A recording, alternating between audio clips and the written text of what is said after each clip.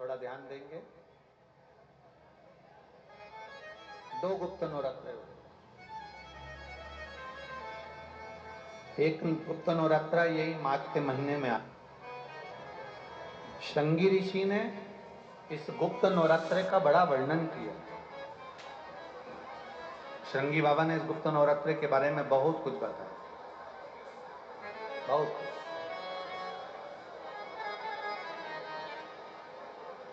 श्रृंगी बाबा गुप्त नवरात्र के लिए कहते हैं कि अगर इस गुप्त नवरात्र के अंतर्गत 9 लाल फूल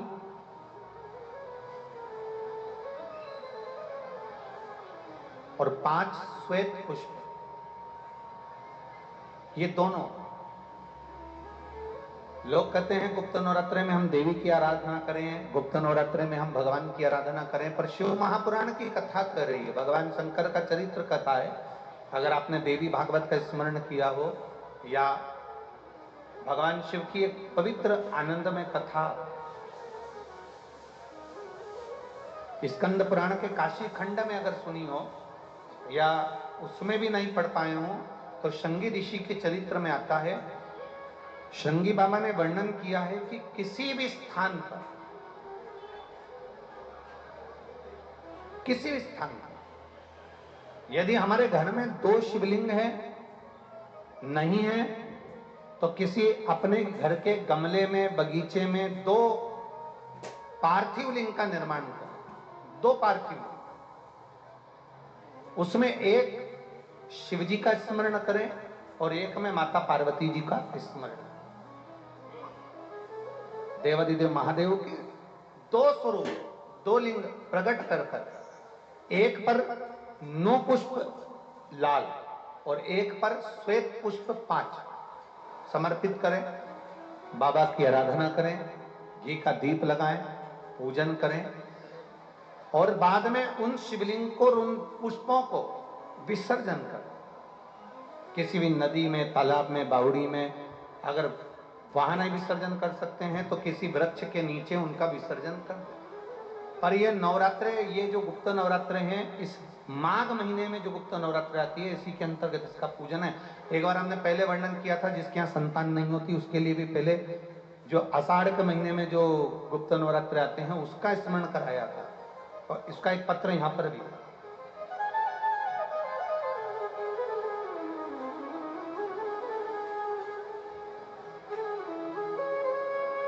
मेरा नाम अंकिता केसरवानी है, मेरे पति का नाम वरुण केसरवानी है।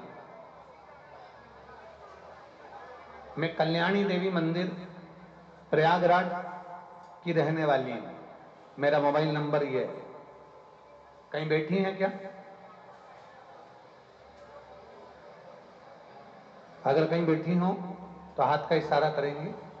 मेरा नाम अंकिता केसरवानी है, मेरे पति का नाम वरुण केसरवानी है। मैं कल्याणी देवी मंदिर प्रयागराज की रहने वाली हूं। कहीं बैठी हो तो इशारा कर सकती हैं हाथ का, अगर कहीं बैठी हो तो। बैठी हैं? बच्चे आए हैं के साथ में? लिया लिया लिया। मेरा नाम अंकिता केसरवानी है, मेरे पति का नाम वरुण केसरवानी है। मैं कल्याणी देवी मंदिर प्रयागराज की रहने वाली हूँ। मेरा मोबाइल नंबर ये है। मैं 1 लोटे जल का क्या वर्णन करूं? आपने जो गुप्त नवरात्र का पहले वर्णन किया है शिव पूजन का, उसको करा और बाबा की ऐसी कृपा हुई है गुरुदेव, 10 वर्ष से संतान का सुख नहीं था, और जब 10 वर्ष से संतान का सुख नहीं, सारे डॉक्टरों से इलाज करवाया, बीच में गर्भ भी ठहरा पर बच्चे नहीं रहे।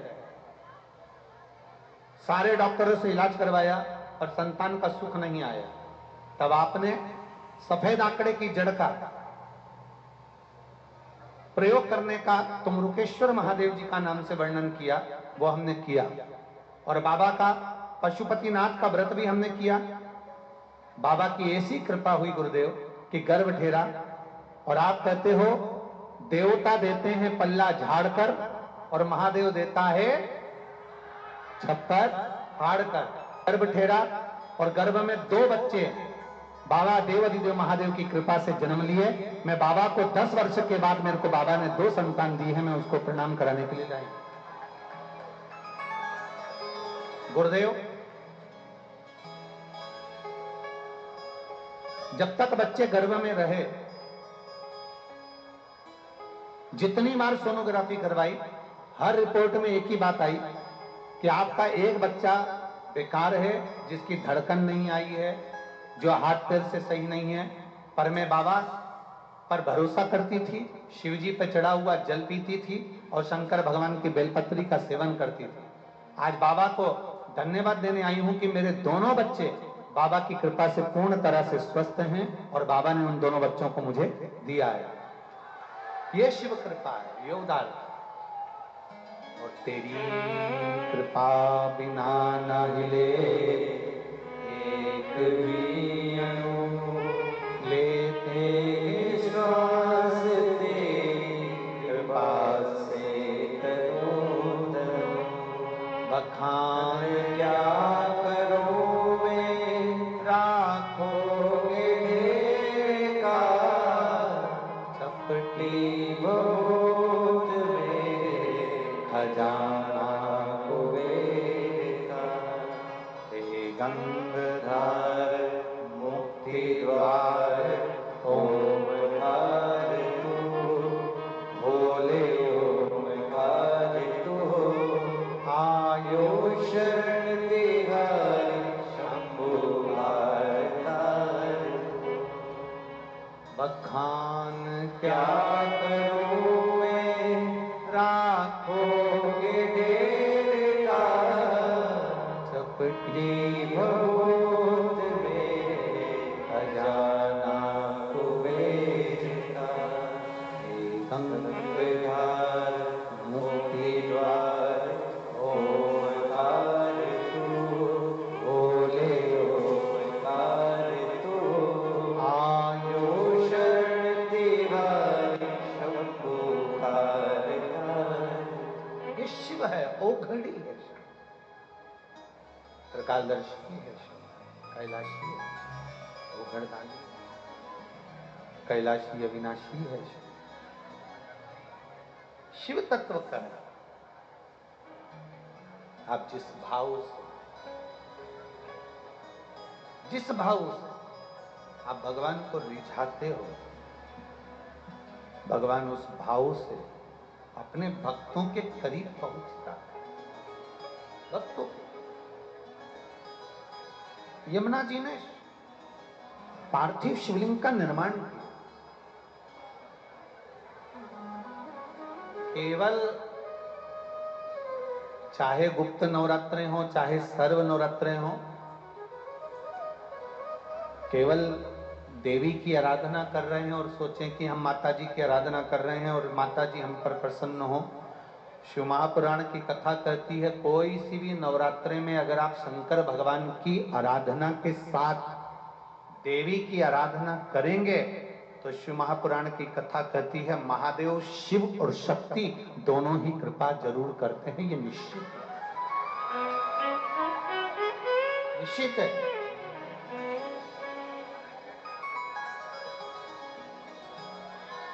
केवल एक शिव की आराधना कर लेना या शक्ति की आराधना कर लेना, हम शिव और शक्ति की दोनों की आराधना एक साथ, हम शिव और शक्ति की दोनों की आराधना, दोनों की आराधना। और हम तो एक बात बहुत अच्छे से कहेंगे, हमने पहले भी कहा,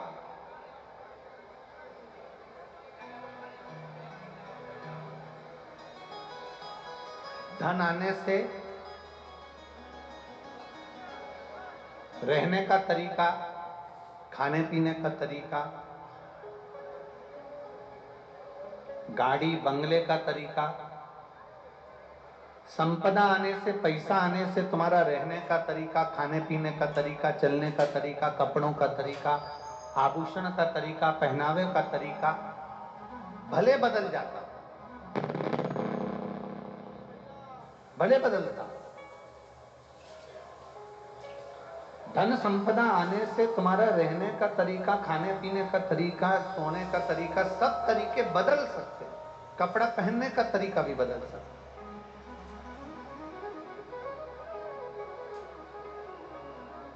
परशु महापुराण की कथा कहती है, धन कपड़ा बदल देगा, घर बदल देगा, गाड़ी बदल देगा, पहनावा बदल देगा, भोजन बदल देगा, तुम्हारी सत्ता बदल देगा, और धन तुम्हारी सोच नहीं बदल सकता। शिव महापुराण की कथा कहती है, सोच तो तुम्हारी भगवान की पुराण, शास्त्र, वेद या संत या सतगुरु की शरणागति में बैठने पर ही बदलती है।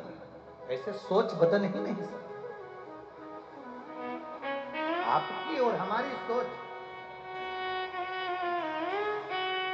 सोच बदलना है तो संतों की शरणागति में जाना है। सोच बदलना है तो परमात्मा की शरणागति में पहुंचना है।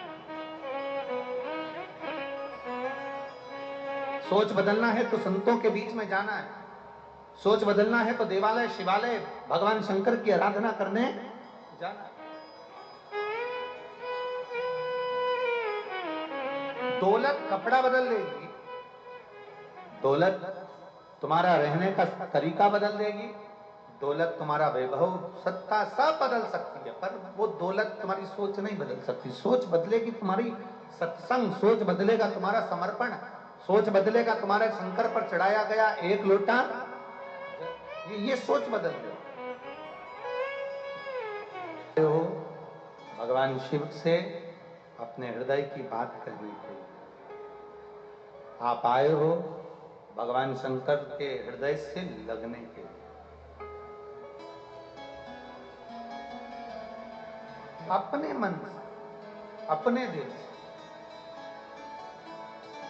आप जब श्री शिवाय नमस्तुभ्यम, बहुत लोगों ने इसका विरोध भी किया महाराज जी। बहुत लोग कहते थे ये क्या लेकर आ गए श्री शिवाय नमस्तुभ्यम, क्या है ये, क्या है? इसका मतलब है मैं शंकर को नमन करता हूं, नमस्कार करता हूं, प्रणाम करता हूं, नमन। शिव महापुराण की विद्येश्वर संहिता में लिखा है, जो एक बार मुख से श्री शिवाय नमस्तुभ्यम बोलता है, उसके मुख का दर्शन करने पर मात्र 1000 अश्वमेध यज्ञ का पुण्य फल प्राप्त हो जाता है। केवल श्री शिवाय नमस्तुभ्यम बोलने वाले के मुख का दर्शन मात्र कर लेने से यह फल की प्राप्ति है। और आप और हम तो कितने भाग्यशाली हैं, कितने किस्मत वाले हैं, कितने प्रबल भाग्य लेकर आए हैं कि आप और हम सब पंडाल में बैठकर, कथाओं में बैठकर दिन भर अपनी बातों में भी अपन भगवान शंकर के नाम का स्मरण करते हैं और एक दूसरे का मुख का दर्शन करते हैं। तो हमारे लिए तो हजारों अश्वमेध यज्ञ का फल यहीं प्राप्त हो जाता है। कहाँ हम भूल जाए, कहाँ? कई बार हमसे भी लोग कहते हैं, कई बार हमसे भी लोग कहते हैं, महाराज जी ये बताओ कि आपने कितने यज्ञ करे?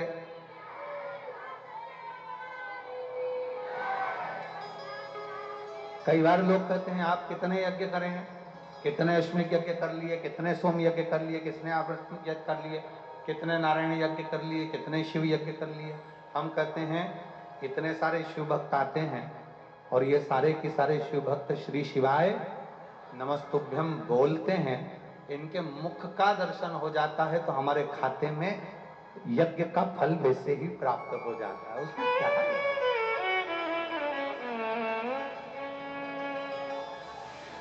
करो शिव का। यमुना जी ने शिवलिंग का निर्माण किया, शिवलिंग का कभी मौका लग जाए, कभी नवरात्रे पड़े, चाहे गुप्त नवरात्रे हों, चाहे संपूर्ण विश्व को ज्ञात चैत्री और कुमार के नवरात्रे हों, पर हर नवरात्रे में आप एक विशेष ध्यान रखें, प्रत्येक नवरात्रे में, कि हमें शंकर भगवान के शिवलिंग की पूजन करनी है। और एक और बात समझ लें, दो शिवलिंग का निर्माण नहीं भी कर सकते हैं तो एक शिवलिंग का निर्माण करें और उस शिवलिंग के पास में ही एक छोटा सा मिट्टी का ढेला रखकर मां जगत जननी जगदम्बा का भी पूजन कर सकते। आपको नहीं बनाना दो शिवलिंग, तो एक शिवलिंग, एक थोड़ा सा। ऐसा नहीं है कि मेरी माता दुर्गा भवानी पिंडी के रूप में नहीं पूजाती है। अगर मेरी माता पिंडी के रूप में नहीं पूजाती तो वैष्णो देवी में 3 पिंडियां विराजमान नहीं हो पाती। जितने जितने शक्तिपीठ हैं, आप प्रत्येक शक्तिपीठ में दर्शन करने के लिए जाएंगे तो वहां पर भी आपको पिंडी का दर्शन होता ही है, प्रत्येक शक्ति। ऐसा नहीं कि मेरी मां पिंडी के रूप में फिर पूजा, अभी पूजा। आप जिस भाव से भजेंगे, आप सभी को ज्ञात होगा भगवान श्री हरि को, भगवान नारायण को अपना पति बनाने के लिए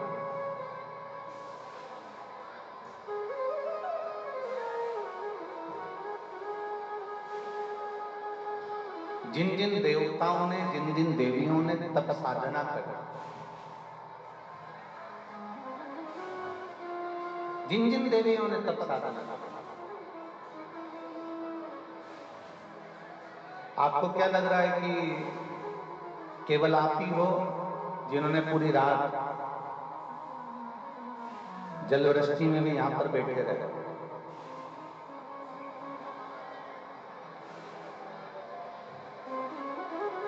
इसी प्रयागराज की भूमि, जहां 1000 वर्ष तक भगवान नारायण को अपना पति बनाने के लिए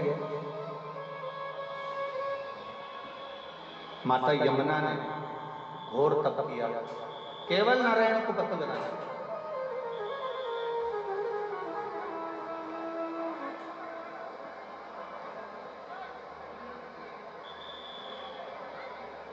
महाराज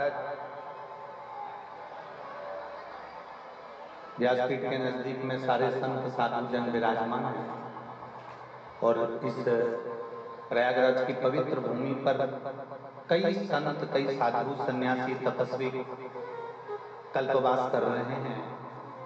कई गृहस्थी भी यहाँ कल्पवास कर रहे हैं। आपके स्मरण में एक जगह होगी प्रयागराज की,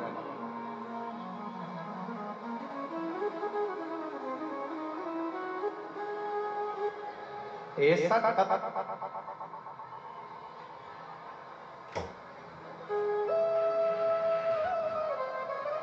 आप सभी के स्मरण में होगा जब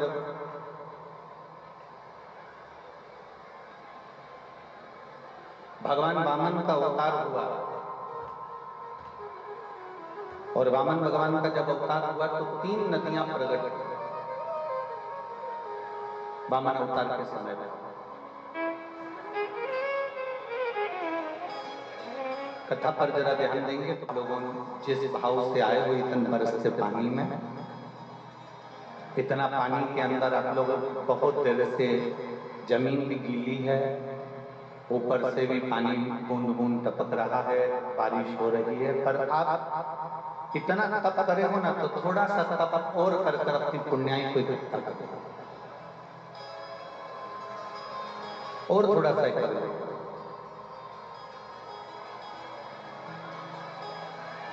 वामन भगवान के अवतार के समय पर 3 नदियां प्रकट हुई,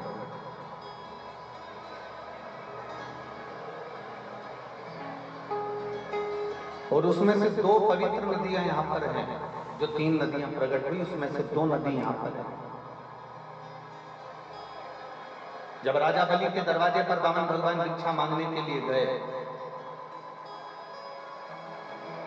और राजा बलि ने वामन भगवान को संकल्प छोड़ दिया, तब विष्णु पुराण कह रही है, कूर्म पुराण कह रही है, नारद पुराण वर्णन करती है और ब्रह्म वेवर्त पुराण कहती है। तब भगवान वामन ने, जिनका शरीर 84 अंगुष्ठ के बराबर था,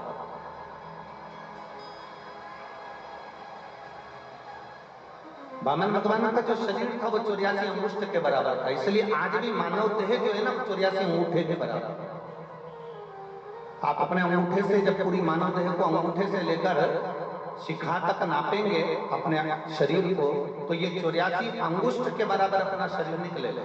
आप कितने बड़े, पर अपने हाथ की अगर अंगूठे से नापेंगे तो 84 अंगुष्ठ के बराबर ये शरीर अपना प्राप्त होगा। तो वामन भगवान 84 अंगुष्ठ का शरीर धारण कर कर, छोटा सा रूप धारण कर कर, एक हाथ में छत्र, एक हाथ में कमंडल, कुशा का आसन बाजू में, और भिक्षा लेने के लिए राजा बलि के दरवाजे पर खड़े हूं। राजन भिक्षाम दे, राजन भिक्षाम दे। बहुत छोटा सा रूप रखकर भिक्षा मांगने के लिए परमात्मा खड़े हैं। और आप सभी को मालूम होगा कि किसके दरवाजे से भिक्षा मांग रहे हैं? जम के बोलो जरा। राजा बलि। राजा बलि को जानते हो ना आप लोग? ये कोई साधारण सा राजा बलि नहीं है। जिस राजा बलि ने पूर्व समय में एक अच्छे ब्राह्मण के घर में जन्म लिया था, पर एक कर्म विकार करा कि वो जुआ खेलना प्रारंभ कर दिया। और जुआ खेलता, पर जुए में जीत नहीं पाता था, हमेशा हार जाता।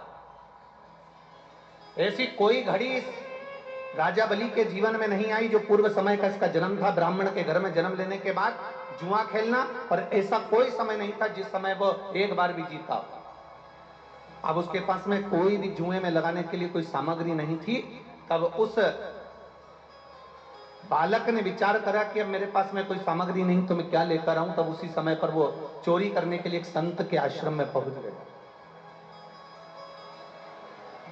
एक संत के आश्रम में जैसे ही गया, साधु के आश्रम में जैसे ही गया, संत के दरवाजे पर जैसे ही गया, संत के दरवाजे पर जाते ही उसने देखा कि मैं अंदर संत की कुटिया में मिलेगा क्या, संत की कुटिया में होगा क्या। अब संत के पास मिल क्या सकता है? तो संत की कुटिया में जैसे ही गए और संत की कुटिया में जाकर तुरंत उन्होंने देखा कि यहां से क्या सामान मुझे प्राप्त हो सकता है। तो देखा तो एक कमंडल संत का रखा हुआ था, एक आसन संत का रखा हुआ था, एक छत्र संत का रखा हुआ था। बाहर आवाज नहीं जा रही है। एक संत का कमंडल रखा हुआ है, एक छत्र रखा हुआ है, एक आसन रखा हुआ है, पादुका रखी हुई है। ये सारी सामग्री उस चोर ने विचार कर कर उस सारी सामग्री को चुरा लिया।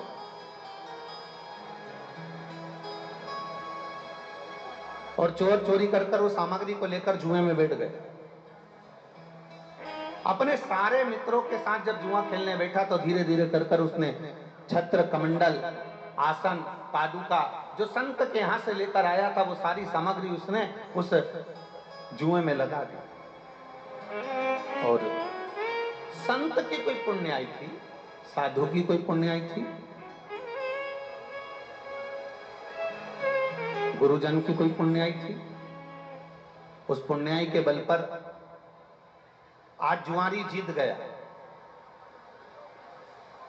और जुआरी जब जीता तो जितने दोस्त उसके साथ में जुआ खेलने के लिए बैठे थे उन्होंने अपनी पूरी पूरी सत्ता, पूरा पूरा वैभव, पूरी पूरी दौलत उस जुए में लगा दी थी, जिसके बल पर वो पूर्ण की तरह से बहुत सारा विजेता प्राप्त कर ली।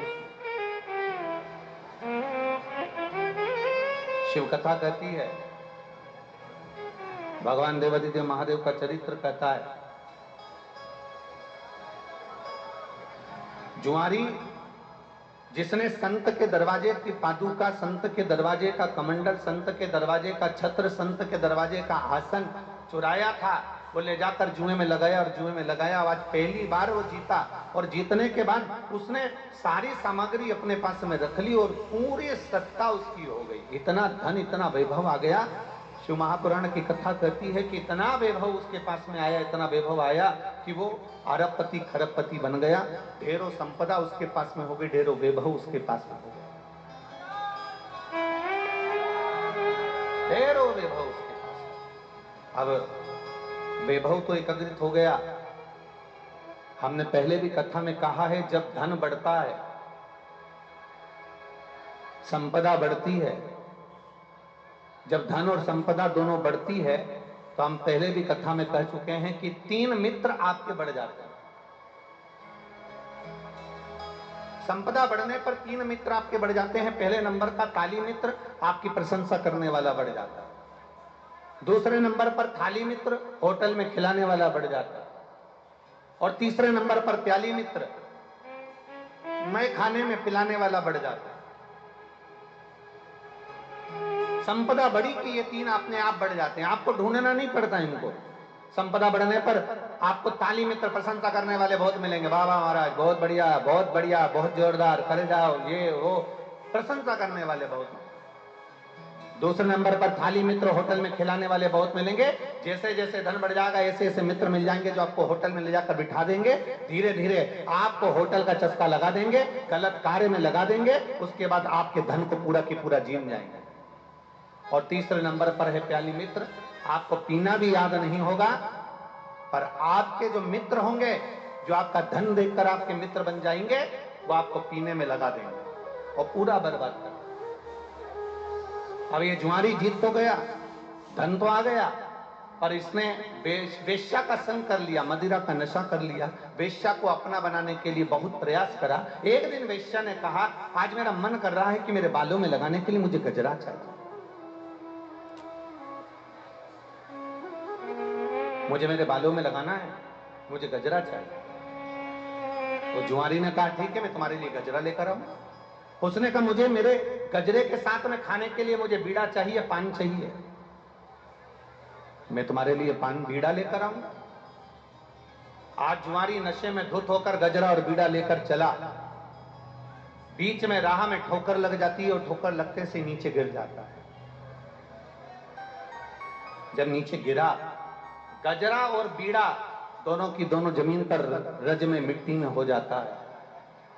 मिट्टी में हो गया, बेहोशी में गिर गया। थोड़ी देर बाद इसको होश आया। होश आने के बाद इसने सोचा कि मुझे वेश्या के घर जाना है, पर गजरा और बीड़ा तो मिट्टी में हो गया। अगर मैं वेश्या को ये मिट्टी का सामान दूंगा तो वेश्या मुझसे प्रसन्न नहीं होगी। अब मैं करूं तो करूं क्या? सामने एक शिवालय था, जहां वो गिर कर पड़ा था उसके ठीक सामने एक शिवालय था, शंकर का एक ओटला था। उस शिवालय पर केवल शंकर जी की एक शिवलिंग रखी हुई थी। और इस जुआरी ने विचार करा, मेरे बीड़े में और गजरे में इस शंकर ने नियत लगा दी है, इसमें इन्होंने नजर लगा दी है, इसलिए ये गिर गया। उसने बीड़ा और गजरा उठाया और शंकर के मंदिर में फेंक दिया।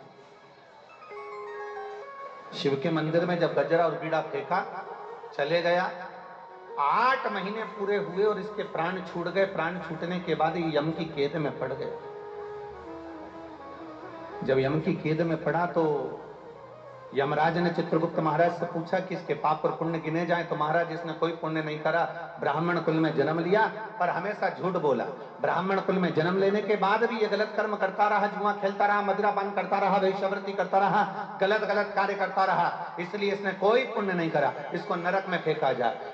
यमराज ने कहा, ऐसा हो नहीं सकता। मृत्यु लोक में अगर किसी का जन्म होता है तो वो जिंदगी में एक ना एक पुण्य जरूर करता है।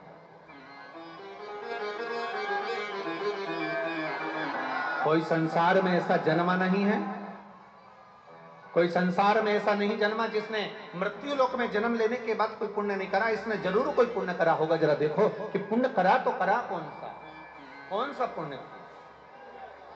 तब धर्मराज ने कहा, चित्रगुप्त महाराज फिर से ध्यान लगाओ। चित्रगुप्त महाराज ने फिर अपने पोथी पाने खोले तो ध्यान दिया, इसने एक पुण्य करा था, शंकर जी के मंदिर में गजरा और पान शंकर जी के मंदिर में दिया था। इतने में पास में खड़े हुए गुप्तचरों ने कहा दिया नहीं था, वो तो वेश्या के घर लेकर जा रहा था और वो मिट्टी में हो गया था, तो उसको शंकर जी के मंदिर में फेंक दिया। धर्मराज ने कहा नशे में था, चाहता तो गजरा और बीड़ा नल्ली में फेंकता, गटर में फेंकता, खड्डे में फेंकता, रोड पर फेंकता, पर नशे में भी इसको शंकर का मंदिर याद था। इसलिए एक काम करो, जितने कदम चलकर ये गजरा और बीड़ा लेकर शिवजी के मंदिर में पहुंचा है, उतने समय के लिए कदम गिने जाएं और उतने समय के लिए इसको इंद्र का राजपाट दे दिया जाए। उतने समय के लिए इसको इंद्र का सिंहासन दे दिया। वो जुआरी को इंद्र का सिंहासन दिया गया। जुआरी बैठ तो गया, पर जुआरी को लगा कि मैंने थोड़ी सी देर शंकर भगवान के मंदिर में केवल एक गजरा और बीड़ा दिया था, तो मुझे इंद्र का सिंहासन मिला है। इस सिंहासन का उपयोग करना है मुझे, मैंने दान किया, उसका फल मुझे मिला। तब उस जुआरी ने विचार करा, इंद्र के सिंहासन पर बैठकर ताली बजाकर अप्सराओं को बुलाया, दान कर दिया, ऐरावत को बुलाया, दान कर दिया। जितना इंद्र के राज्य में, राजकोष में जितना वैभव था, सारे के सारा ले जाकर दान कर दिया। जैसे दान करा, 14 घड़ी के बाद में वो जुआरी नीचे उतर गया, इंद्र वापिस अपनी कुर्सी पर बैठ गए। जब इंद्र अपनी कुर्सी पर बैठे, उन्होंने अप्सराओं को बुलाया तो अप्सरा नहीं आती, ऐरावत को बुलाया तो ऐरावत नहीं आता, राजकोष देखा तो पूरा खाली था। इंद्र दौड़कर भगवान नारायण के पास पहुंचे, श्री हरि के पास पहुंचकर कहा बाबा बड़ा गजब करा, इस जुआरी ने तो मुझे बर्बाद कर दिया, मेरे राजकोष को पूरा नष्ट कर दिया, सब कुछ दान कर दिया। भगवान नारायण ने कहा रे इंद्र, तू इतने सालों से कुर्सी पर बैठा था, जो तू नहीं कर पाया इतने सालों में, वो 14 घड़ी बैठकर अपनी कुर्सी का सदुपयोग कर कर सब कुछ अच्छा कर कर चले गया। सही सत्ताधारी, सही कुर्सीधारी ऐसा ही होता है, जब अपनी कुर्सी पर बैठता है तो अपने देश और प्रदेश को बचाने का ही प्रयास करता है।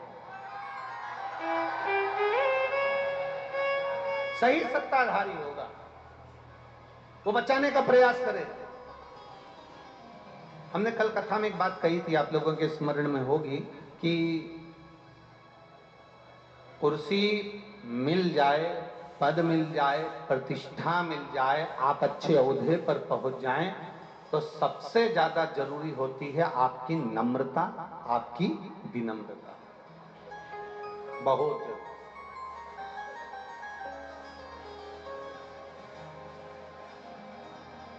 और मैंने तेरे ही भरोसे बाबा, तेरे ही भरोसे हवा बिच उड़ती जावांगी, बाबा डोर तो छड़ी ना कटी जावांगी, भोले मैं तेरी पतन, शंभो मैं तेरी पतन, हवा बिच उड़ती जावांगी, बाबा डोर तो छड़ी ना कटी जावांगी, भोले मैं तेरी पतन। स्वयं धर्मराज कर रहे, स्वयं धर्मराज कर रहे कि इसने जितने कदम शिव के मंदिर तक ये गया है, जितने कदम चलकर ये शिवालय तक पहुंचा है, उतने कदम के लिए, उतने क्षण के लिए, उतनी घड़ी के लिए, उतने पल के लिए इसको इंद्र का सिंहासन दे दिया। आप लोग जाते हो शिव मंदिर? जम के तो बोलो जरा। आप सब अगर शिव मंदिर जाते हो तो जरा विचार करिएगा, वो जुआरी 14 कदम चलकर शिव मंदिर तक गया तो 14 घड़ी के लिए उसको इंद्र का सिंहासन दे दिया। अगर आप रोज देवाधिदेव महादेव के दरवाजे तक जाते हो तो क्या मेरा महादेव आपकी झोली खुशियों से नहीं भर? आप रोज जाते हो, तेरे मंदिर में आना मेरा काम है और मेरी बिगड़ी बनाना। अगर हम उसके दरवाजे तक जा रहे हैं तो वो क्यों ना हमें संभाले।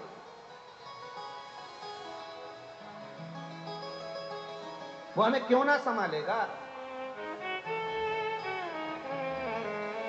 बोल बम का नारा है।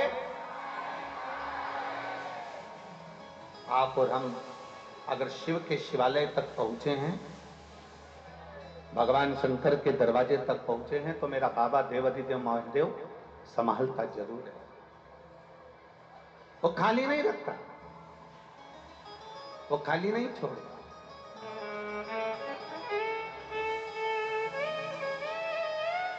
तेरे दरबार की बाबा निराली शान देखिए, तेरे दरबार की बाबा निराली शान देखिए, तुझे देते नहीं देखा पर झोली भरी देखी है, मुख दुनिया मोड़ेगी बाबा मुख डाला मोड़, मुख दुनिया मोड़ेगी बाबा तू खेड़ा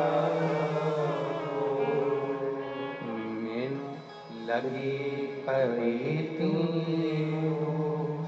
बाबा तू हम शिव के भरोसे, हम शंकर के भरोसे, हम शिव के आश्रित होकर आए, शिव के आश्रित। मेरी जीजियों,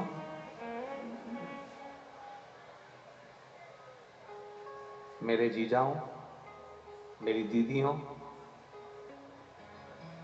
मेरी बेटियों, बेटाओं, मेरी माताओं, भाई, एक बात अपनी बुद्धि में बिठा कर रख लीजिए, एक बात अपने चित्त में बिल्कुल बिठा कर रख लीजिए। संसार में जिसका जन्म हुआ है, माता के गर्भ में जब हम पड़े रहे, उस समय देवाधिदेव महादेव ने हमको संभाला, और जब हम माता के गर्भ से बाहर निकले, जब हमारा जन्म हो गया, पृथ्वी पर हम आ गए, मृत्यु लोक में हम पैदा हो गए, पृथ्वी पर हम जन्म ले लिए। शिव कथा कहती है, शिवजी ने माता पार्वती जी को नंदन वन में एक बात कही थी कि पार्वती, जब पृथ्वी पर पशु, पक्षी, जलचर, थलचर, वायुचर या मनुष्य, जानवर, कोई भी पृथ्वी पर जब जन्म लेता है, एक छोटा सा छोटा जीव भी अगर पृथ्वी पर जन्म लेता है, तो शिव कहते हैं उसके भरण पोषण की जवाबदारी मेरी होती है। इसलिए लोग मुझे हमेशा विश्वनाथ कहते हैं, क्योंकि मैं किसी को अनाथ नहीं छोड़ता।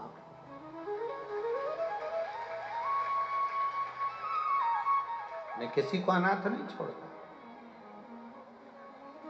लोग मुझे विश्वनाथ कहते हैं क्योंकि मैंने दुनिया में किसी को अनाथ नहीं छोड़ा। कई माताएं कह देती, गुरुजी हम अकेले हैं, हमारा कोई नहीं, हम बड़े दुखी हैं भगवान, हम तो अकेले रह गए। और कोई कहता है हमारे माता चली गई, कोई कहता पिता चले गया, कोई कहता ये गया, कोई कहे वो गया, हम अनाथ हो गए। ना ना, जब तक काशी में विश्वनाथ बैठा है, तब तक पूरी भारत की भूमि पर कोई अनाथ नहीं हो सकता।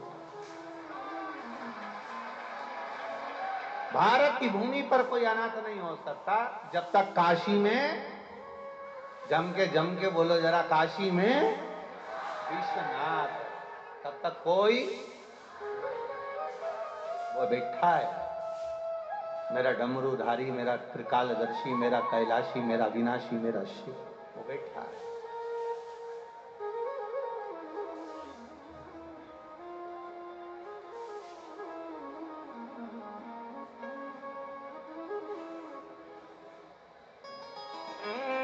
कल हमने आपको कहा था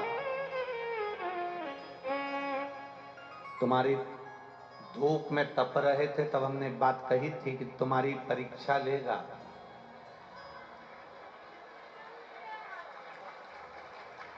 परीक्षा लेगा। और आप लोगों ने जो कथा प्रयागराज की भूमि पर सुनी है ना, त्रिवेणी संगम पर, वो भी शिव जी की 2 दिवसीय शिव चर्चा, तो हमने कहा था उसको ईर्ष्या हो रही है। और हमने कल कहा था कि बरस सकता है। अब हमको क्या मालूम था कि इतनी जल्दी सुन भी लेगा। इतना अंदाजा थोड़ी ना था महाराज जी कि ये इतनी जल्दी सुन लेता है। और बोल बम का नारा है। पर एक बात कहें आप लोगों से, ए प्रयागराज वाले, तुम भी गजब के हो रहे। पक्का?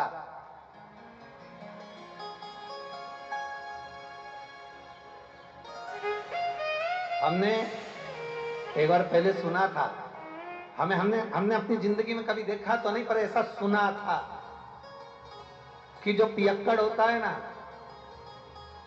वो टलता नहीं है। आज समझ में आ गया कि शिव कथा के पियक्कड़ भी नहीं टलते। उसी तरह आपके घर के नजदीक में, आपके घर के पास में जो शिवालय हो, वहां एक लोटा जल रोज चढ़ाओ, भगवान भी तुम्हारे दरवाजे पर कभी टलेगा नहीं, तुम्हारे दरवाजे पर आएगा जब खड़ा रहे। ओए तुम्हारे दरवाजे। भोलेनाथ जी बड़े प्रेम से कहते हैं पार्वती जी से, पार्वती सुनो, लोग कहते हैं शंकर के मंदिर में सावन में क्यों जाना चाहिए, लोग कहते हैं शिव जी के मंदिर सावन में लोटा भर के जल क्यों चढ़ाना चाहिए, दुनिया के लोग कहते हैं सावन के महीने में इतना पानी गिरता है तो शंकर के मंदिर में जाना क्यों जरूरी होता है। शिव जी पार्वती से कहते हैं सुनो पार्वती,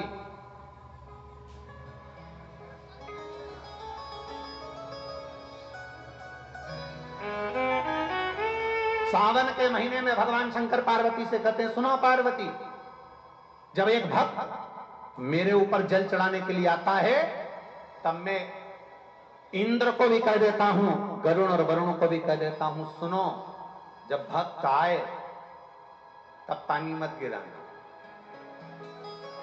जब भक्त आ जाए तब पानी गिराना। क्यों? समझ में आया? बारिश बरसो, खूब बरसो, पर ऐसी मत बरसो कि कोई आ ना सके। शिव जी कहते हैं बारिश बरसो, खूब बरसो, पर ऐसी मत बरसो कि कोई आ ना सके। और अब शिव जी कहते बारिश बरसो, ऐसी बरसो कि अब कोई जा ना सके। ऐसी बरसो। अब आ गया है ना मेरे पास मेरा भक्त, अब आ गया ना मेरा भक्त, मेरे शिवालय में आ गया, मेरी शरणागति में आ गया, मेरे पास आ गया। और जब भोले का भक्त भोले के करीब में आ जाए, बारिश अब बरसो तो ऐसी बरसो कि कोई जा ना सके, जो मेरा हो जाए तो मेरे पास से कभी ना जाए, इसलिए तू बरसते रहे, वो मेरे करीब में बना रहे।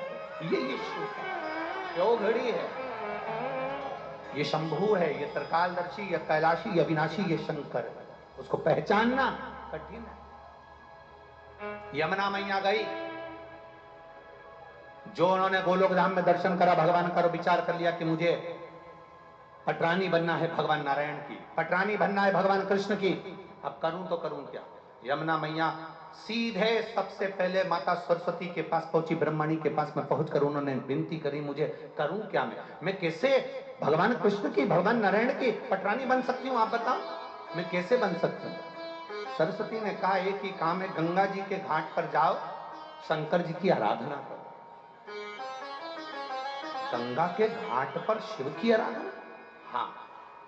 यमुना मैया पूरे मृत्यु लोक में भ्रमण करती करती करती करती प्रयागराज की पवित्र भूमि पर पहुंच गई। और प्रयागराज की पवित्र भूमि पर भीटा की पहाड़ियों में,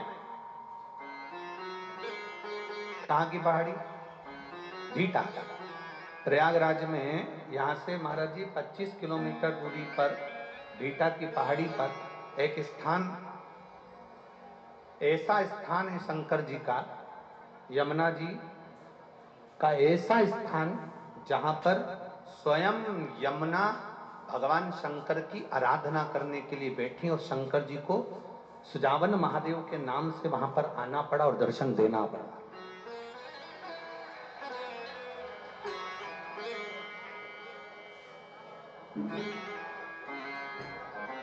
क्या बोलते हैं उसको? गुप्तेश्वर महादेव, बेटा की पहाड़ी स्थान।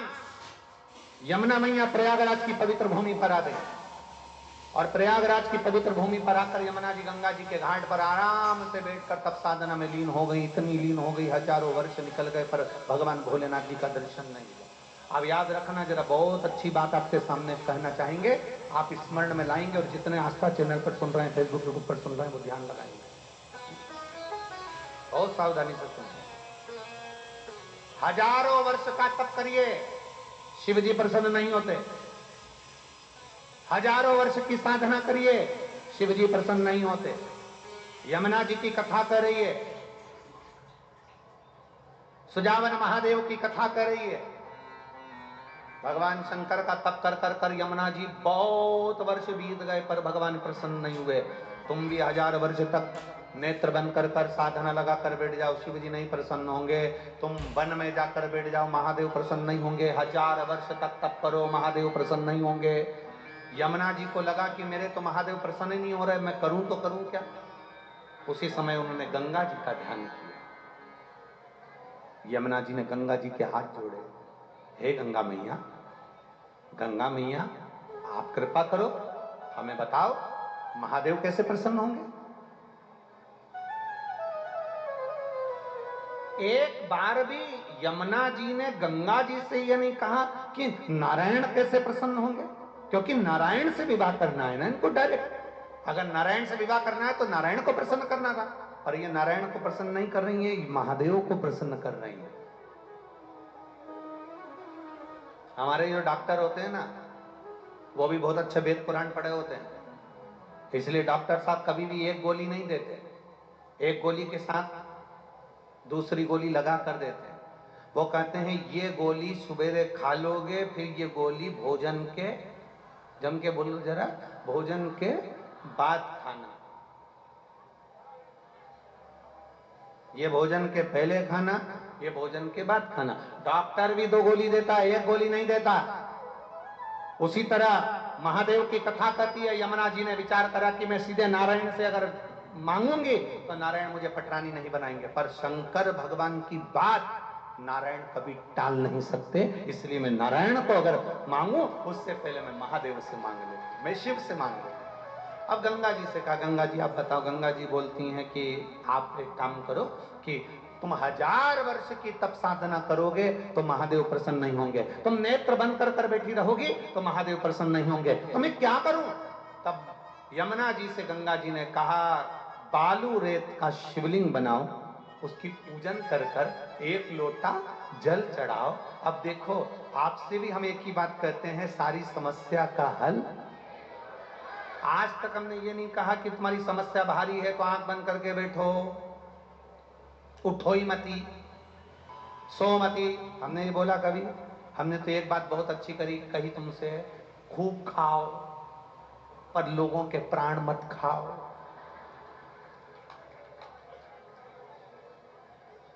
हम कभी मना करें?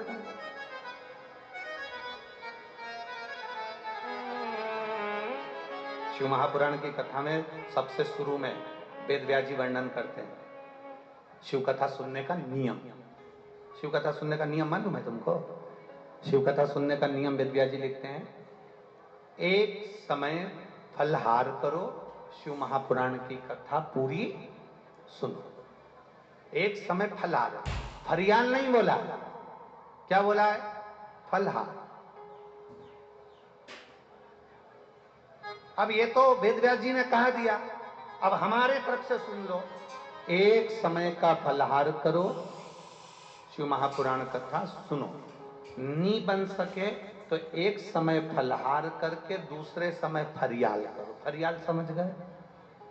साबूदाने की खिचड़ी, चिप्स, पापड़, आलू का हलवा, आधा किलो पपीता, 1 किलो सेवफल, 2 दर्जन केला, रात्रि को सोने के पहले 1 लोटा भर के दूध, उसमें भी मखाने की पीस के डाल के बादाम, फिर खा के फुल एनर्जी, फिर सो।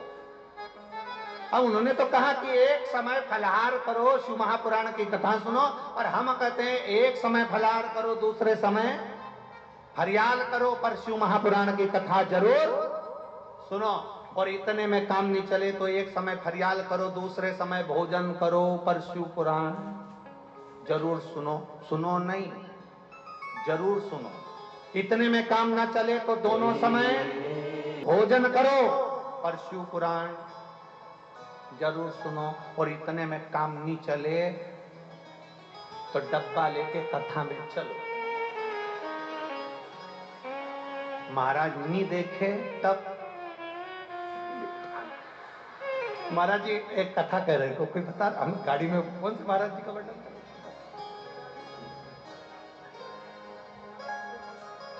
जरा इनको माइक दो, जरा माइक दो जरा। ना ना ना, थोड़ा सा तो बोलो, देव जरा माइक।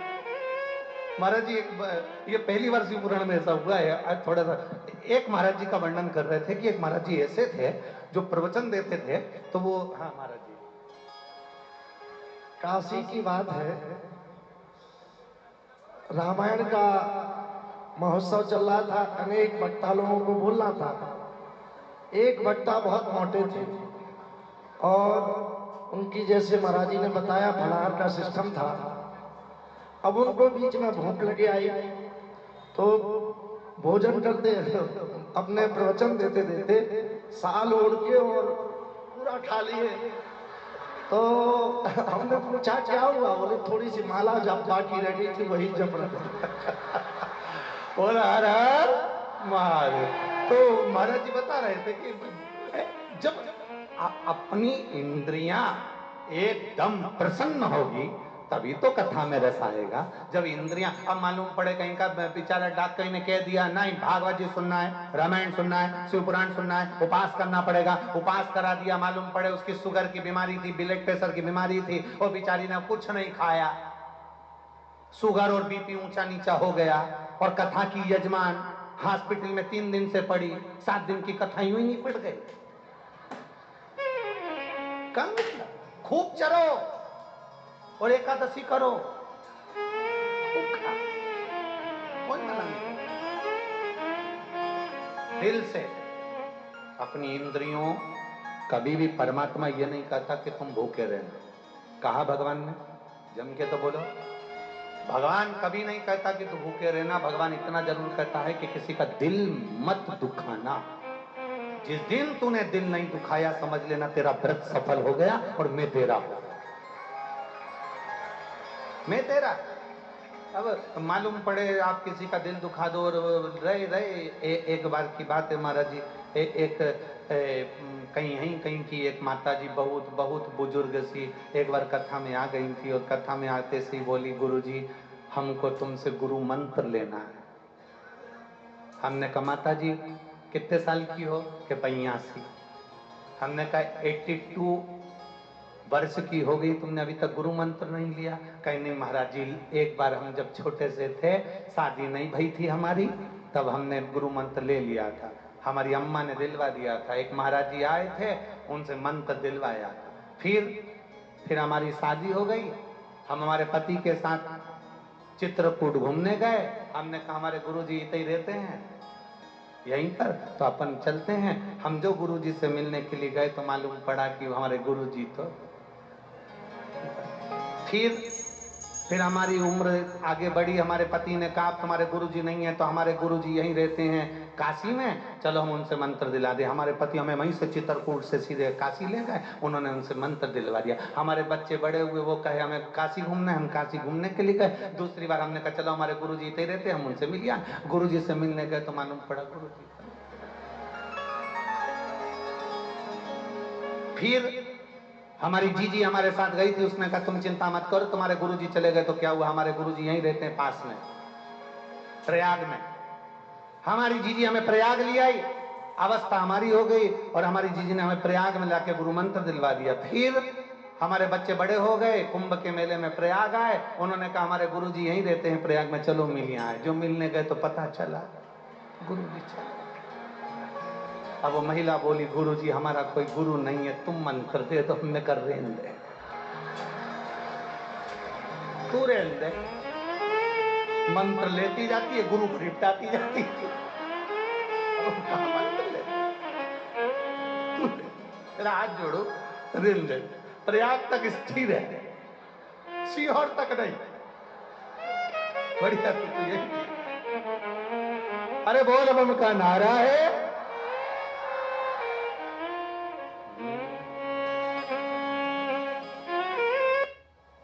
आप जिस भाव से भजेंगे,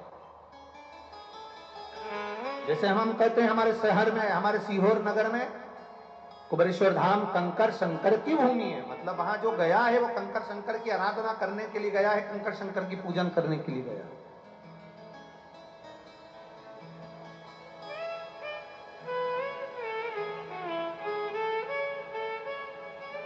और ये कंकर शंकर का प्रमाण केवल आज का नहीं, पुराना है। जब भगवान विष्णु, भगवान नारायण मृत्यु लोक में देवादिदेव महादेव से कैलाश पर मिलने के लिए आए तो कैलाश पर उन्होंने पांव नहीं रखा, कैलाश से ऊंचे खड़े रहे, कैलाश पर उनका चरण नहीं रख पाया, कैलाश पर उनका पांव नहीं था, कैलाश पर उनका पांव नहीं था, ऊपर है। भगवान शिव ने कहा कि हमारे कैलाश पर आए हैं, दुनिया के लोग कैलाश का दर्शन करने आते हैं, चलकर बहुत दूर दूर से आते हैं, और नारायण आप कैलाश पर आए और कैलाश पर आपने अपना चरण नहीं रखा, अपना पांव नहीं रखा।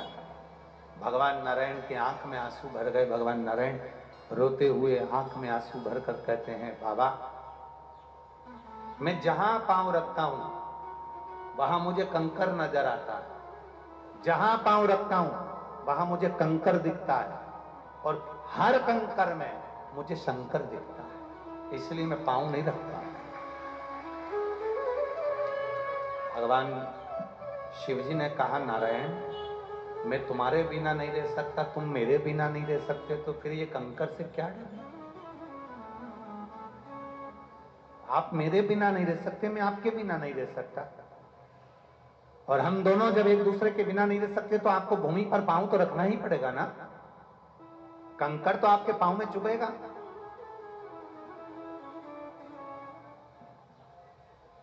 कंकर तो आपके पांव में चुभेगा। जब आप मेरे करीब में रहें तो बाबा बस इतना सा निवेदन, इतनी सी प्रार्थना, इतना सा, मैं आपके बिना नहीं रह सकता, आप मेरे बिना नहीं रह सकते, मैं आपके बिना नहीं, आप मेरे बिना नहीं रह सकते। पूछा फिर करें तो करें क्या?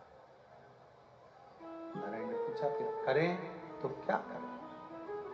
जो आप आज्ञा करेंगे वो मैं कर लूंगा, आप जो बोले वो मुझे स्वीकार। भगवान शिवजी ने कहा एक काम करो, पूरी पृथ्वी पर कंकर हैं और हर कंकर में शंकर हैं। हम कभी भी तुमसे ये नहीं कहे आज तक कि तुम बहुत दूर जल चढ़ाने जाओ, बोलो बोला कभी? क्या कहते हैं कि आपके घर के नजदीक में जो शिवालय हो उस पर जाओ, क्योंकि सरकार भी यही कहती है, आप बीमार हुए हो, तकलीफ हुई है, बाहर के हॉस्पिटल में, शहर के हॉस्पिटल में बाद में जाओगे, पहले प्राथमिक उपचार केंद्र में जाइए। जो हमारे गांव में, हमारे नगर में, हमारी कॉलोनी में, हमारी सोसाइटी में, हमारे खेड़े में, हमारे गांव में जो छोटा छोटा हॉस्पिटल होता है, छोटा छोटा प्राथमिक उपचार केंद्र होता है, पहले अगर बीमारी है, तकलीफ है, तो पहले वहां दिखा। अगर आपको वहां पर दिखाया और वहां पर मालूम पड़ा कि यहाँ ठीक नहीं हो सकते, तो वहां से लिख कर दे दिया जाता है, फिर आप बड़े हॉस्पिटल में जाओ। फिर बड़े हॉस्पिटल में दिखाते हैं, तब कहते हैं कि साबी वाले हॉस्पिटल में जाओ। हम धीरे धीरे बड़े हॉस्पिटल की ओर बढ़ते हैं। अब इसमें कई लोग ऐसे हैं, शिव महापुराण की कथा को सुनने वाले, जो कथा सुनकर मन में विचार कर लेते हैं, मुझे तो जल चढ़ाने केदारेश्वर महादेव केदारनाथ जाना, मुझे तो अमरनाथ जाना है, मुझे तो यहां जाना है, मुझे सोमनाथ जाना है, केदारनाथ जाना है, मुझे कैलाश पर्वत जाना है, मुझे केदारनाथ जाना है। ये लोग प्रण कर लेते हैं। पर हम उनसे कहते हैं कि आप केदारनाथ, सोमनाथ, बाबा बर्फानी के दर्शन करने जाओ, मना नहीं है। पर उससे पहले आपके घर के पास में जो शिवालय है, आप वहां रोज लोटा भर के जल चढ़ाओ। जिस दिन मेरा केदारेश्वर इशारा करेगा, उस दिन तुम्हें दौड़कर पकड़ कर बुलाएगा, उस दिन बुलाएगा वो आप अपने घर के नजदीक में, आप अपने घर के नजदीक में जो शिवालय, आपके घर के पास में जो शिवालय, आप वहां जाओ, वहां जल चढ़ाओ, वहां प्रणाम करो, फिर जाओ जब बाबा बुलाए आप। और यहां जितनी जीजियां बैठी हैं, यहां जितने जीजाउन बैठे हैं, यहां जितनी मेरे बेटा बेटी बैठे हैं, जितनी माताएं बैठी हैं, उनसे भी निवेदन करूंगा, शिव महापुराण की कथा में कभी भी जाओ, 1 रुपए का कर्जा कर कर मत जाना। 1 रुपया भी किसी से मांगकर हमें कथा सुनने के लिए नहीं जाना। पास वाले मंदिर में जाओ, 1 लोटा जल चढ़ाओ और बाबा से प्रार्थना करो, बाबा मेरा मन है, मुझे शिव पुराण सुनने जाना है, व्यवस्था तुझे करना है, क्योंकि बेटी मैं तेरी हूं, बेटा मैं तेरा हूं, व्यवस्था तुझे करना। हम जब पास के शिवालय में जाकर, पास के शंकर के मंदिर में जाकर 1 लोटा जल समर्पित करते हैं, जब हम नजदीक में जाकर भगवान शंकर को जल चढ़ाते हैं, जब हम नजदीक में पहुंचकर भगवान देवादिदेव महादेव की आराधना करते हैं, जब हम नजदीक में पहुंचकर भगवान शंकर का गुणगान करते हैं, तो शिव हमारे मन की बात सुनकर फिर कहते हैं कि अब मैं तुझे अच्छी जगह तक पहुंचाने का प्रयास करता हूं, तू मेरे करीब आया है, मैं तुझे केदारनाथ और सोमेश्वर तक पहुंचाने का प्रयास। और मेरी जीजियों, इतना सा जरूर कहूंगा इस व्यासपीठ से, मां त्रिवेणी के संगम से आप सबको कहना चाहूंगा, जितने लोग कथा को श्रवण कर रहे हैं, जितने लोग कथा को सुन रहे हैं, जब जब शिव पुराण की कथा टीवी पर आए, जब जब किसी तीर्थ में शिव महापुराण की कथा सुनने का मौका मिले, बाबा से इतना प्रार्थना जरूर करना कि मेरे जैसे ये पत्र आए हैं, ऐसी मेरे मन की कामना पूर्ण करना, तो मैं भी एक पत्र लिखकर उस तीर्थ तक पहुंच जाऊंगा, कथा को सुनूंगा, मैं भी आपके दरवाजे तक।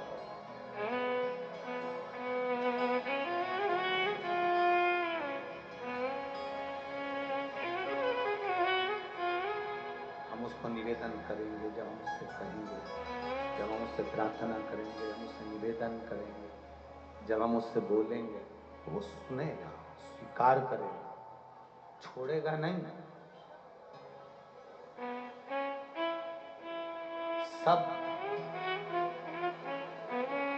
जितने नाते रिश्ते, कुटुंब, कबीले, परिवार, सब साथ छोड़ सकते हैं, पर जो तुमने महादेव को जिस हाथ से जल चढ़ाया है ना, तुम्हारी दुख की घड़ी में, तकलीफ की घड़ी में, वो हाथ मेरा महादेव कभी नहीं छोड़ता है, कभी नहीं। और अंत समय प्रभु आना पड़ेगा, वचन दिया तो निभाना पड़ेगा, आए ना आए प्रभु कुटुंब कबीला, अंत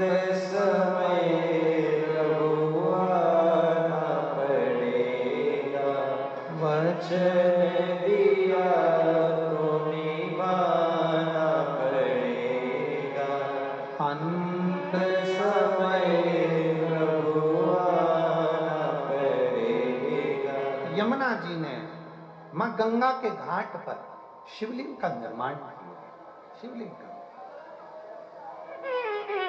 एक पार्थिव लिंग का निर्माण करोड़ों शिवलिंग के निर्माण के पूजन का फल देता है। एक पार्थिव लिंग। क्यों? जब हम आप जहां बैठे हो वहां पूरी बालू ही बालू, रेती रहते हैं। आप गंगा के घाट पर गए, यमुना जी के घाट पर गए, सरयू मैया के घाट पर गए, आप नर्मदा जी के घाट पर गए, आप मंदाकिनी के घाट पर गए, आप कावेरी के घाट पर गए, वहां से आपने बालू उठाई, बालू रेत उठाकर अपने शिवलिंग बनाया। उसमें बालू के जितने जितने छोटे छोटे कण होते हैं, जितने बारीक बारीक कण होते हैं, हम ये मानकर चलें हर कंकर में शंकर है। जब इसको जोड़ते हैं तो करोड़ों कंकर जुड़ते हैं और करोड़ों शिवलिंग एक साथ पूजा जाते हैं, जिसका फल हमें प्राप्त होता है। करोड़ों शिवलिंग,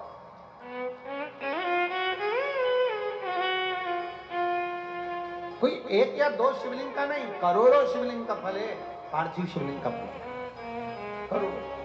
आज मां यमुना जी ने विचार कर दिया और यमुना जी विचार कर कर माता यमुना बैठ गई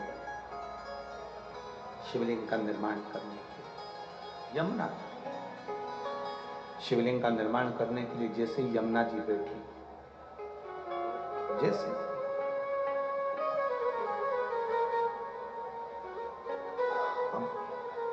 समझने वाला विषय, थोड़ा ध्यान देंगे। गंगा जी इधर बह रही है, आप उधर मुख कर कर बैठ गए, शिवलिंग बना लिया।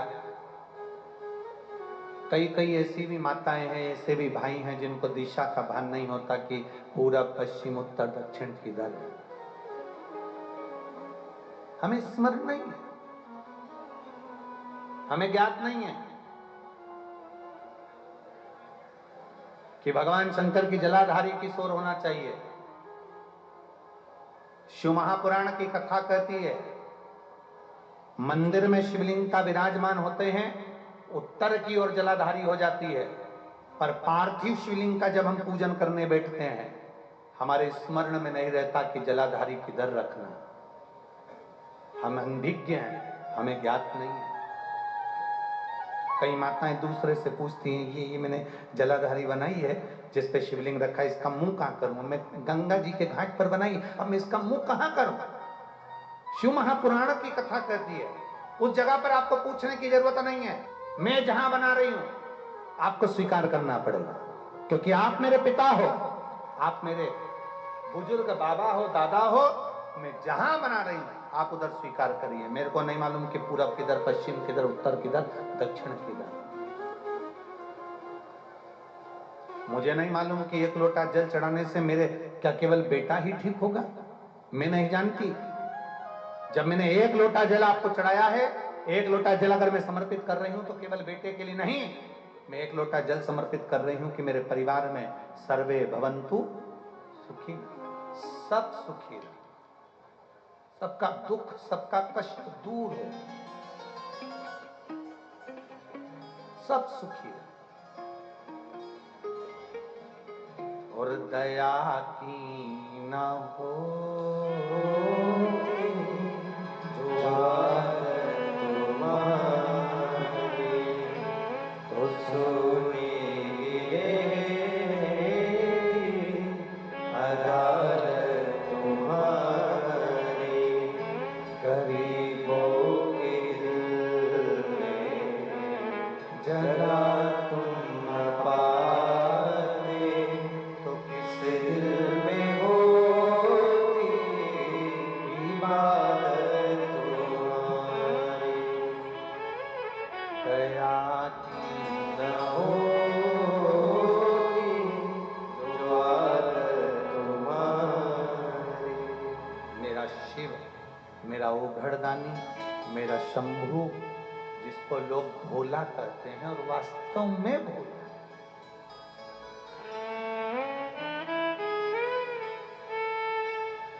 इतना डरा कर रखा था लोगों को शंकर जी की पूजन के नाम पर। बोलो सही है कि गलत? जल मत चढ़ाना, शिव जी पे चढ़ा हुआ मत खाना, शंकर जी पे चढ़ा दिया तो पानी मत पीना, शंकर जी की पूजा करोगे शंकर जी रुष्ट हो जाएगा ना। भोला है भोला, भोले बनकर पूजोगे तो भोला मिलता भी जल्दी है, मिलता भी जल्दी है। जितने भोले बने, घर में दो बहुएं हैं, एक बहुत समझदार और एक बिल्कुल मूर्ख। सास की निगाह में दो बहुएं हैं, परिवार की निगाह में दो बहुएं हैं, एक समझदार एक में अकल नहीं है। जो ज्यादा समझदार होता है उसको पूरे घर का बोझा उठाना पड़ता है। जो बिल्कुल मूर्ख होती है, कहती है हमारी छोटी बहू में तो अक्ल ही नहीं है, वो सबसे पहले शादी में बफेट में निपटाती है। सब माताएं कहती हैं हमारी इस बहू में तो अक्ल ही नहीं है, हमारी बड़ी बहू बहुत समझदार। बड़ी बहू समझदार है, मामा जी आए कि नहीं आए रोटी परोसेगी, बुआ जी आई कि नहीं आई खाना देगी, चाय बनाई कि नहीं बनाई, वो आया कि नहीं आया, पूरे घर का देख रेख जो समझदार होता है उसी को करना पड़ता है। जिसमें अक्ल ही नहीं, सास कह देती है मेरी छोटी बहू में तो बिल्कुल अक्ल नहीं है, वो बिल्कुल एकदम फ्री रहती है, सबसे पहले डेंटिंग पेंटिंग करके मेहंदी मांडो, सबसे पहले डेंटिंग पेंटिंग तैयार करके मेहंदी मांडने को तैयार हो जाती है। लोग मांड और लगा लोगों के बैठ जाएगी। और जो कहती है ना इसमें तो अक्ल ही नहीं, उन्हीं से कहती है बुआ जी भूख लग रही है एक प्लेट लगा लाओ ना। और बुआ जी प्लेट भी लगा लेगा, उसको तो मालूम है अक्ल ही नहीं है। और प्लेट किसने लगा कर दी? जो समझदार थी, ए बेटा तू तो समझदार है ना, लगा ला। जो समझदार थी वो प्लेट लगा के लाई, बुआ जी उसके पास में बैठ के चर्रा रही, ये मेहंदी मांड के पड़ी। आग लगे बस्ती में, अपन लोग मस्ती में, उसे कौन फर्क पड़ा?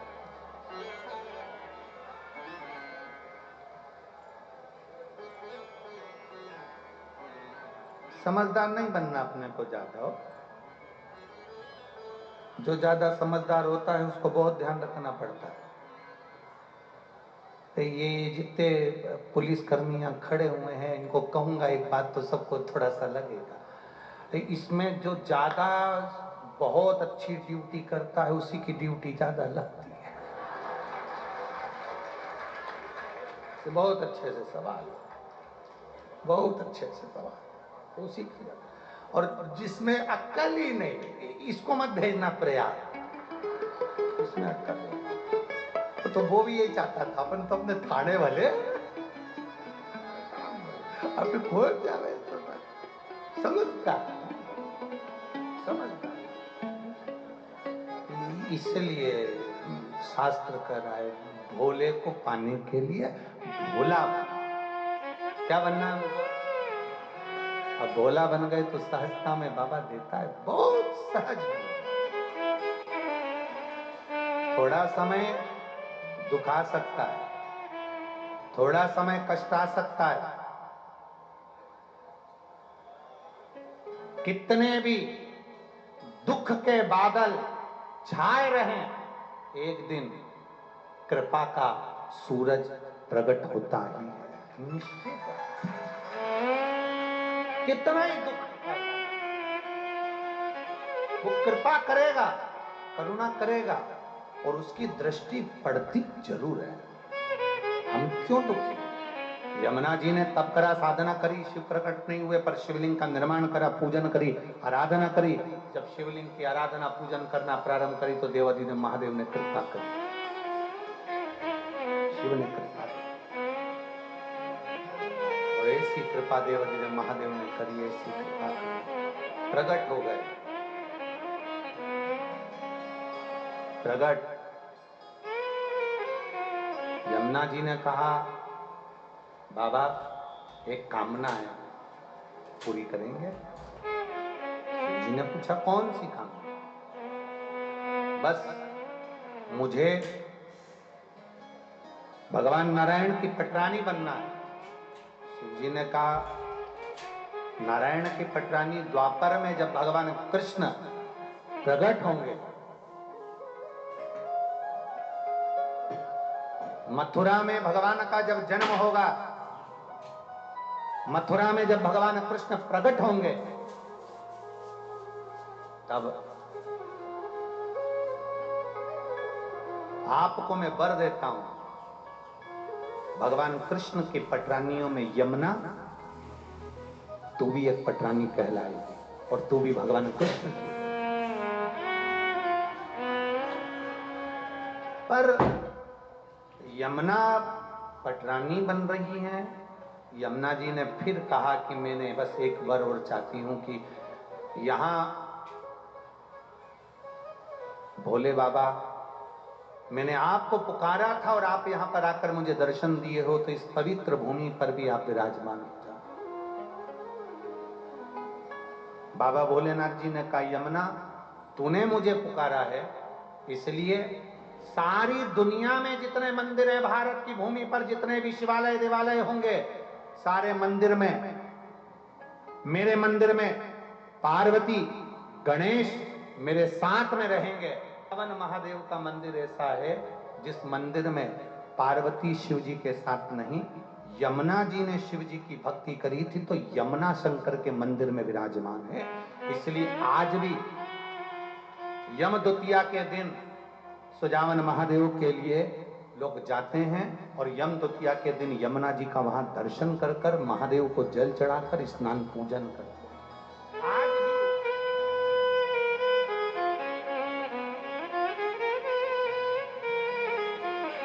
कौन कौन गया है सुजावन महादेव? हाथ उठाओ जरा।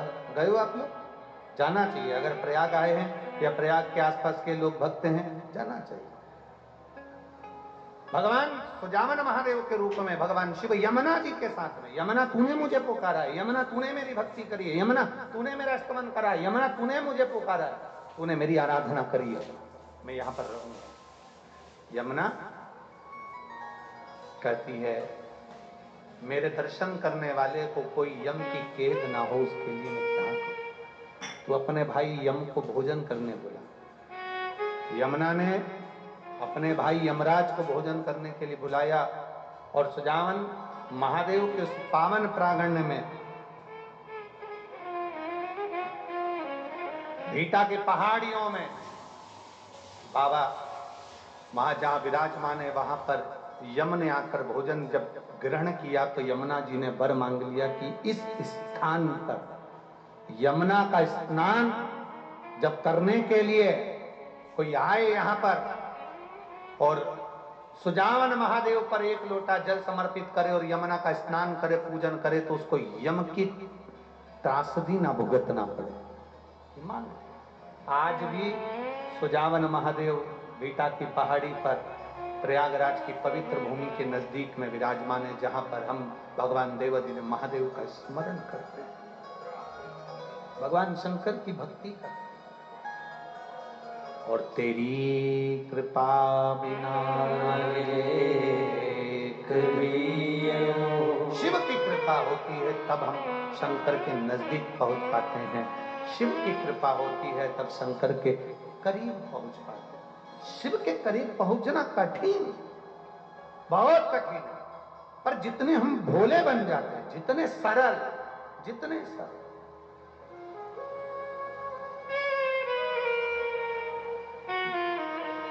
हम कहते हैं, कई बार हम लोगों ने वर्णन किया, बहुत ज्यादा आप अगर बहुत कठोर बनकर रहोगे तो दुनिया आपसे बहुत दूर होगी, बहुत दूर। जितने आप नम्र बनकर रहोगे उतने दुनिया आपके करीब में रहेगी, उतने करीब। आप जितना प्रेम से पुकारेंगे, आप जितना स्नेह से भजेंगे, शिव तत्व को उतना प्राप्त करेंगे, उतना। और धीमा बजाओ भोलानाथ, डमरू धीमा बजाओ, धीमा बजाओ भोलानाथ, डमरू धीमा बजाओ। डमरू की धुन सुन के ब्रह्मा जी आए, डमरू की धुन ब्रह्मा जी आए संग ब्रह्माणी को लाए। ब्रह्मा जी आए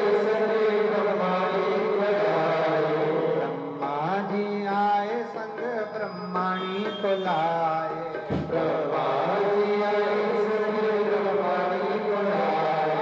धीमा बजाओ भोलानाथ डमरू, धीमा बजाओ, धीमा बजाओ भोलानाथ डमरू, धीमा बजाओ, धीमा बजाओ भोलानाथ डमरू, धीमा बजाओ, धीमा बजाओ भोलानाथ डमरू, धीमा बजाओ।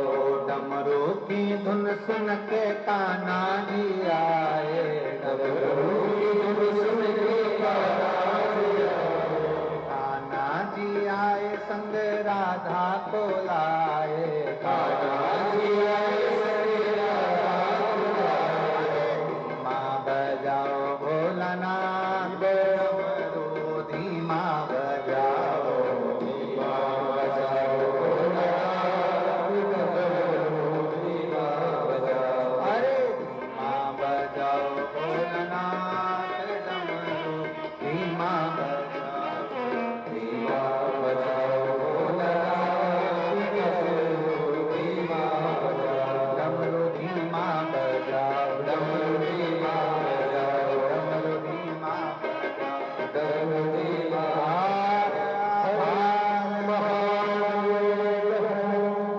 अपनी जगह पर बैठकर दो, जहां जगह मिल जाए वहां बैठकर एक बार बाबा से प्रार्थना करेंगे सब, जिससे अगली कथा में आपके भी पत्र इस व्यासपीठ पर पहुंचे।